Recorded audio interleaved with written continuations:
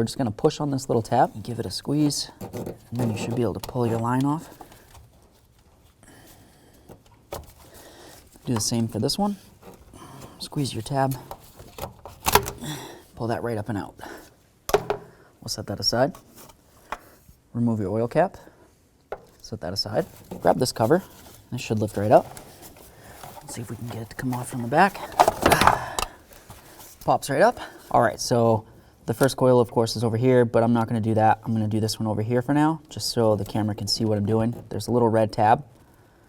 You just get your pocket screwdriver underneath it. It lifts up, you can see it right there.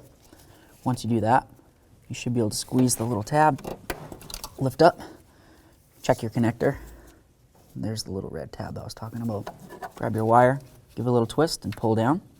10 millimeter, 10 millimeter.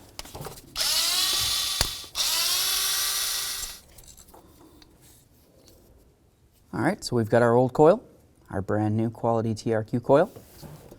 Bring it right over to the truck.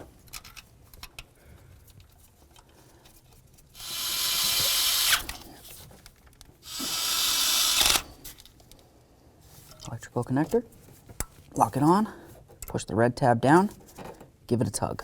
Spark plug wire, you can use a little bit of dielectric grease. Slide it right on there, give it a twist. That feels great. Now you're gonna do the same for the rest of your coils, and then of course on the other side of the vehicle. So to reinstall this, you've got a little cup here, here, and there. You'll also notice you have here, here, and all the way back there. Those little prongs go into the little cups.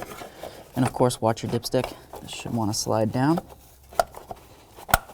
Once you get it lined up, it should slide right in. Get that dipstick tube out of the way. Clips in, nice and snug. It's going nowhere. Grab your dipstick, slide it in. Oil cap, lock it in. Get this tube on here. Click it down, give it a tug, bring it around, give it a tug.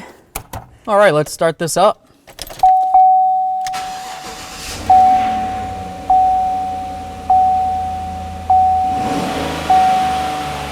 That's power.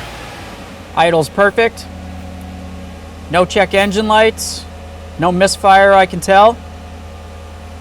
All we gotta do now is just take it for a nice road test, and then down the road we go.